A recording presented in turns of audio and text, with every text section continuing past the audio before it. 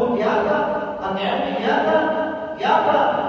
نہیں پوچھا تو قرآن کا نہیں پوچھا کہ تو نے قرآن کتنا پڑھا، تو نے قرآن سے کیا سیکھا ہے،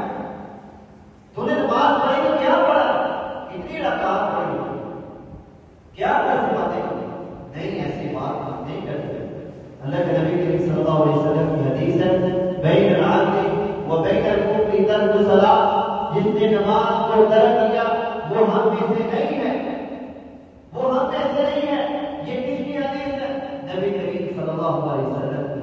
اللہ کے نبی کریم صلی اللہ علیہ وسلم نے فرمایا بین العبد و بین الکفر ترک الصلاۃ، نماز مسلمان اور کافر میں فرق نماز کا۔ ایک میں اپنے بچوں کو ایک مثال دیتا ہوں، میں نے کہا آپ کے کالج میں ایک مسلمان پڑھ رہا ہے، ایک عیسائی پڑھ رہا ہے، اچھے گرانے کا عیسائی پڑھ رہا ہے،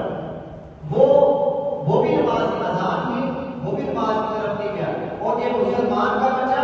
یہ بھی نماز کی طرف نہیں گیا، ظہر گزر گئی، عصر گزر گئی، مغرب گزر گئی، عیسائی نے پوچھا تمہارے اور میرے میں فرق کیا ہے؟